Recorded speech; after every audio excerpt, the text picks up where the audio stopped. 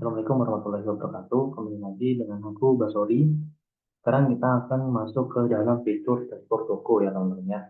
Jadi fitur di sini untuk dashboard toko itu untuk menampilkan produk terdaftar, produk pending, dan juga terdisplay dan juga detailnya teman-teman. Dan ini semua diambil dari database. Teman-teman. Nah, oke.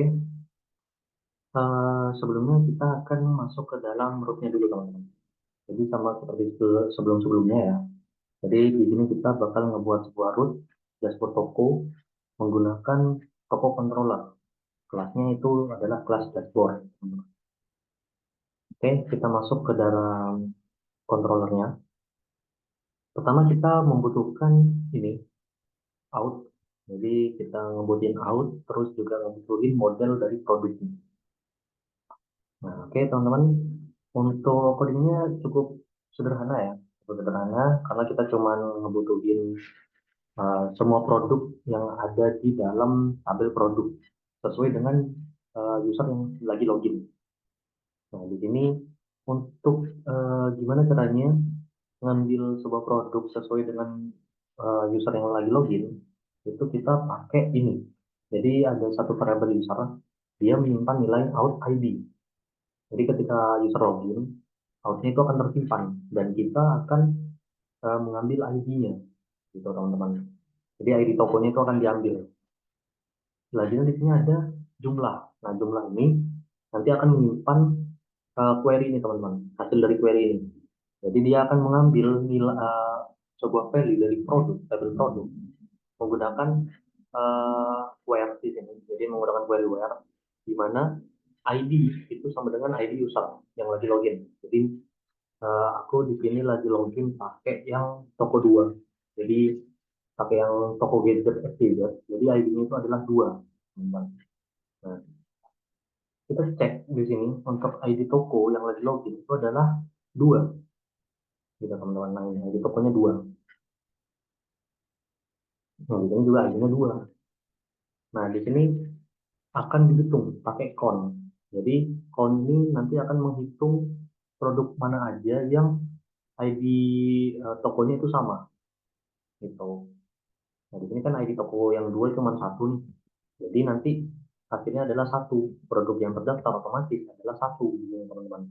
Kemudian untuk produk pending itu dia akan mengambil produk di mana ID sama dengan user. Kemudian untuk with kategori ini sebenarnya teman-teman kalau usah tulis juga gak apa-apa. Jadi ini fungsinya untuk menggunakan sesuatu yang berhubungan dengan tabel kategori, teman-teman. Nah, di sini kalau misal mau ngambil berdasarkan ID kategori bisa, tapi di sini kita nggak perlu itu sebenarnya. Tapi karena udah ditulis ya udah nggak apa-apa. Jadi where ID user, kemudian where lagi di sini status displaynya 1. Status display 1 ini menandakan kalau status displaynya itu belum terdisplay atau pending, gitu teman-teman. Nah, untuk yang terdisplay itu sama aja, tinggal diganti status displaynya 2. Kemudian dihitung lagi, di count. Ada berapa sih status display yang 2 sama 1 ini. Gitu. Dan selanjutnya ada produk where ID user itu get. Nah, bedanya get dengan count. Kalau count ini dia akan hasilnya nanti yang keluar itu adalah angka, berupa angka. Jadi jumlah ini hasilnya adalah 1. Nah, untuk produk itu hasilnya adalah data. Jadi data ini. Nah, mana? Nah, ini. Mulai dari ID, nama produk, harga produk, dan seterusnya. Itu teman-teman. Kemudian kita return ke view. Jadi return view dashboard toko. Nah, kita akan mereturn halaman dashboard toko ini. Nah, ini teman-teman. Nah, ini. Kita akan mereturn halaman ini dengan data yang kita lempar ke dalam view-nya itu adalah produk, jumlah, produk pending, dan produk terdisplay. Teman-teman. Ini biar bisa kita gunakan di dalam fitur atau di dalam view dashboard toko. Nah, untuk menggunakannya cukup mudah. Jadi, tulisan-tulisan ini, produk, jumlah, dan seterusnya, itu bisa kita tulis ulang di sini. Tapi tambahin dolar. Jadi, staf ini, dia akan menyimpan title produk terdaftar, title-nya ada 3. Nah, value-nya itu diambil dari hasil dari query yang udah kita gunain di toko controller tadi. Ini yang ini semua ini. Nah, itu. Kemudian untuk yang produk itu kita gunakan perulangan karena kita mau ngambil eh, detailnya. Jadi kita nggak mau ngambil semuanya. Nah, kita cukup gunain perulangan, kemudian kita masukin ke dalam list kosong, gitu teman-teman. Kita ambil ID-nya, tapi ID-nya ini nanti nggak perlu ditampilin ya teman-teman. Cukup yang ditampilin yang 4 ini aja. Nah, kita ambil 5. Nah, ID ini nanti ada hubungannya sama fitur eh, update dan juga delete ya. Jadi ada hubungannya nanti. Untuk sekarang kita bakal fokus ke yang 4 ini. Kita bakal ngambil nama, harga, status, dan juga tanggal. Nah, untuk status ini ada ternary-nya. Jadi di mana kalau semisal status display-nya 1, dia akan menampilkan pending. Kalau 2 akan menampilkan terdisplay. Nah, kalau nggak ada sama sekali atau saat di line 1 dan 2, dia akan menampilkan error gitu teman-teman. Kemudian di sini kita tampilin aja menggunakan for each juga.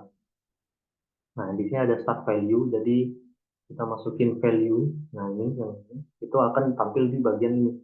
Kemudian untuk title-nya, yang 3 ini, itu akan ditampilkan di sini. Nah, untuk yang produk juga sama, teman-teman. Kita menggunakan for each. Nah, kita menampilkan nama, status, harga, tanggal. Nah, ID tadi digunakan untuk apa? ID tadi itu digunakan untuk ini, untuk nge-delete.